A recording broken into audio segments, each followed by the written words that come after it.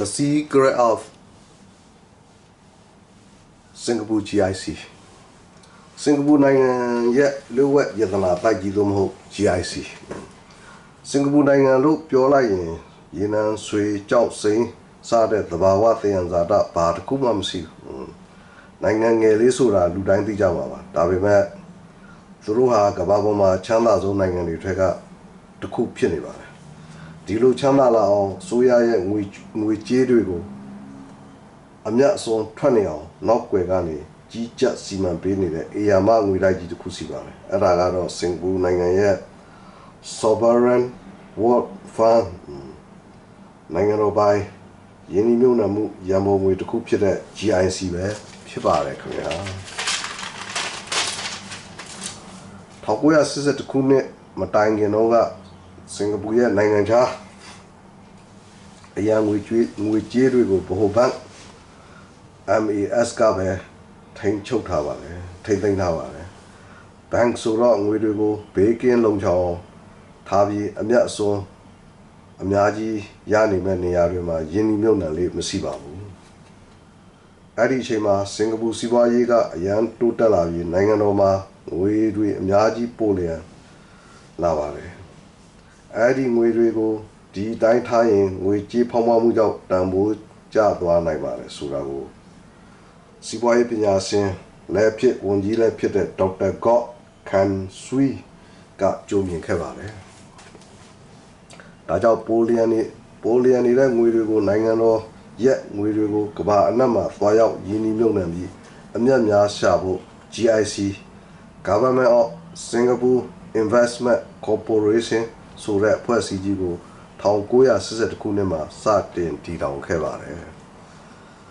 GIC မှာငွေဘယ်လောက်ရှိလဲဆိုတာမေးရင်အတိအကျဖြေနိုင်မဲ့သူတယောက်မှမရှိပါဘူး။ဘာကြောင့်လဲဆိုတော့သူတို့ရဲ့ပိုင်ဆိုင်မှုဟာပမာဏအတိအကျကိုနိုင်ငံတော်လျှို့ဝှက်ချက်ဖြစ်သတ်မှတ်ထားလို့ပါ။စင်ကာပူရဲ့ငွေကြေးအင်အားကိုနိုင်ငံတကာငွေကြေးကစားသူတွေမသိအောင်ကာကွယ်ထားတာဖြစ်ပါတယ်။ပြောမှဆိုရင်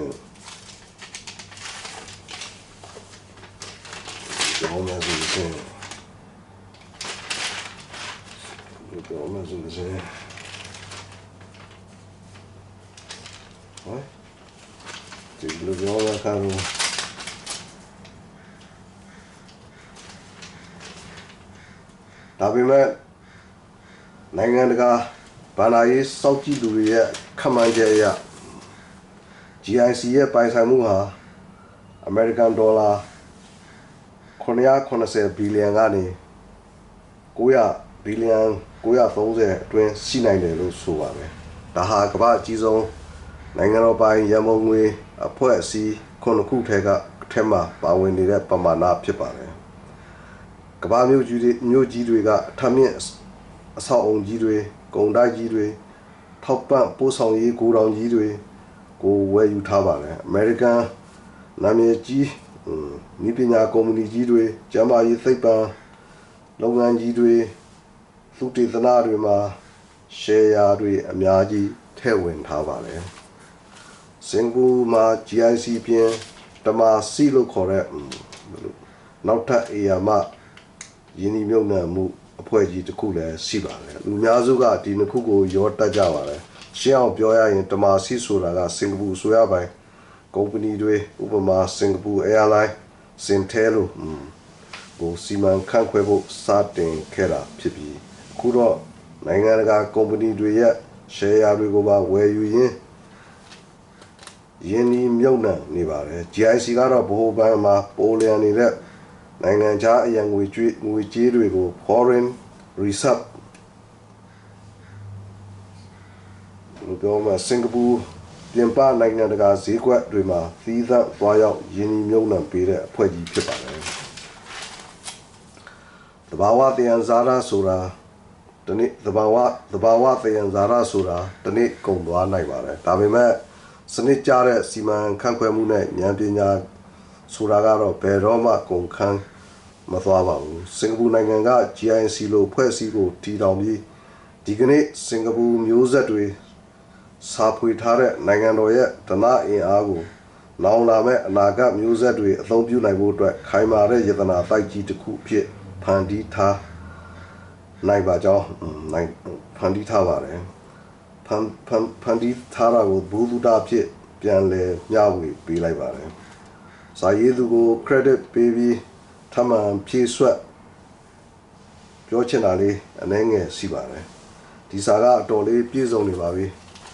အခုလိုစင်ကာပူကြွယ်ဝချမ်းသာမှုကိုလေးစားအားကျမိပါတယ်စင်ကာပူကိုတည်ထောင်သူများတွေဖြစ်တဲ့လီကွမ်ယူနဲ့သူ့လုပ်ဖော်ကံဘက်များရဲ့ဉာဏ်ပညာအမျိုးမျိုးကိုကြီးညိုလေးစားပြီးရင်လေးစားပြန်ပါပဲဒီကနေ့သင်္ယံဇာရတွေထွက်ပြီးဆင်းရဲစုပ်ပြတ်နေတဲ့နိုင်ငံတွေအများကြီးပါစိန်ထွက်တယ်ဆွေထွက်တယ်ဘာမဆိုထွက်တယ်မွဲပြီးစုပ်ပြတ်နေတဲ့နိုင်ငံတွေကအများကြီးပါသယံဇာရတွေထွက်ပြီးဘာကြောင့်ဆင်းရဲစုပ်ပြတ်မွဲတည်နေရတာလဲဆိုရင်တိုင်းပြည်ကိုဉာဏ်ပညာနဲ့မတည်ဆောက်ပဲလောဘဒေါသမောဟနဲ့တည်ဆောက်တော့ကြပါဉာဏ်ပညာမရှိတော့အဆိုးကောင်းမှသိမသိတော်မတော်မသိတော့ကြောင့်ပညာမတတ်တဲ့ကြားတွေကဇာရိတဗလာကပါတခါပျက်စီးယိုယွင်းသွားတော့ကြောင့်တိုင်းပြည်ဆင်းရဲမွဲတေ၅ပါးမောက်တာဘာဆန်းတယ်ကာမတတ်တော့ဖြာချောဘယ်လောက်တက်ကြိုက်တော့မလဲပညာမှမရှိတာပညာမရှိတော့ဇာရိတလည်းပြတ်ပေါ့ဒီနှစ်ခုကအပြန်လန်ဆက်သွယ်နေတယ်လူပြောမှအကျိုးအကြောင်းအပြန်လန်ဆက်သွယ်နေတယ်ဇာရိတနဲ့ရင်ပညာနဲ့တယ်ပညာနဲ့ရင်ဇာရိတနဲ့တယ်လူပြောမှဖြစ်ချာဖြစ် out of control ထိန်ချောင်းမဲ့ဒီထိန်ချောင်းမဲ့ပြီးအဲ့ဒီထိန်ချောင်းမဲ့ရပဲကြာလာတဲ့ဥစ္စာကြီးတာအဲ့ဒီဥစ္စာကြီးလာပဲဒီအဲ့ဒီနှစ်ခုဖြစ်လာပြီးဆိုကမ္ဘာအင်ပါယာကြီးတွေလည်းပြိုလဲပျက်စီးသွားတော့ဘယ်လိုပြောမလဲဆိုလို့စရင်ဘလောက်ပဲကြီးမားတဲ့အင်ပါယာဖြစ်ပါစေသင်္ဘောကြီးဘလောက်ပဲကြီးဘလောက်ပဲခိုင်ခန့်အဲ့ဒီအပေါက်သေးလေးရတယ်ဘယ်လိုပြောသင်္ဘောကြီးကမြုပ်သွားအဲ့ဒီအပေါက်သေးလေးအပေါက်လေးတပေါင်းတစ်ပေါင်းဆိုရပြီဘယ်လိုသင်္ဘောဘလောက်ပဲကြီးကျက်ခိုင်ခန့်ဘယ်လိုပြောမလဲဘလောက်ပဲဘာပဲဖြစ်နေတိုက်ကြိုက်တော့ကြီးပါစေကျုံလောက်ကြီးလောက်ကျုံကြီးပါစေမြုပ်သွားအဲ့ဒီအပေါက်လေးတပေါင်းတစ်ပေါက်ပဲဘယ်လိုပြောအင်ပါယာကြဆုံရချင်းရဲ့အကြောင်းရင်းဒီနှစ်ချက်အဓိကပါနိုင်ငံတွေပျက်စီးတာနိုင်ငံတွေကြဆုံတာဘယ်လိုပြောမှဆိုလို့စင်မိသားစုတွေပြုတ်ကွဲတာဘယ်လိုပြောမှဆိုလို့စင်ဆိုင်တွေပြုတ်တာကုမ္ပဏီတွေပြုတ်တာဒီနှစ်ချက်ပဲအခြားတစ်ဖက်မှာတိုးတက်ပြီးကြီးပွားချမ်းသာလာတဲ့နိုင်ငံမှန်များဉာဏ်ပညာနဲ့တည်ဆောက်ပြီးတစ်ဆင့်ဇာရိတဗလာကိုကောင်းမွန်စွာတည်ဆောက်ထားတာကိုတွေ့ရပါတယ်နောက်ဆုံးဗုဒ္ဓရဲ့စကားလေးနဲ့ဆုံးသက်လိုပါတယ်ဗုဒ္ဓကဒီဗြဟ္မဏပုံနာတွေကိုဗုဒ္ဓမေးတယ်ဗြဟ္မဏပုံနာရဲ့ခေါင်းဆောင်ကြီးမေးတယ်မင်းတို့ဘာကြောင့်ဒီလောက်တော့တော်နေရတာလဲမေးတော့ဒီ၅ချက်၆ပါကဲဒီ၅ချက်ထဲမှာဆိုလို့စင်ဘယ်လိုပြောမလဲမင်းတစ်ချက်တည်းထားမဆိုလို့စင်ဘယ်ဥစ္စာထားမလဲပေါ့ဒီ၅ချက်တည်းဖယ်လိုက်၄ချက်ဖယ်လိုက်ဗြဟ္မဏပုံနာခေါင်းဆောင်ပြန်ပြောတယ်ဗုဒ္ဓကိုဖယ်လို့မရဘူးရှင်ဗျာဘယ်လိုပြောမလဲမြတ်ဗုဒ္ဓဖယ်လိုက်မယ်ဆိုလို့စင်ဘယ်လိုပြောမလဲဆိုစင်တရားဘယ်လိုပြောမလဲဒီကျွန်တော်တို့လူမျိုးကပျက်စီးသွားမှာပေါ့တပြည့်တော်တို့လူမျိုးကပျက်စီးသွားမှာပေါ့ပြိုလဲပျက်စီးသွားမှာဒါကြောင့်ဒီနှစ်ချက်ကိုတော့ထားဖို့ထားမှာပေါ့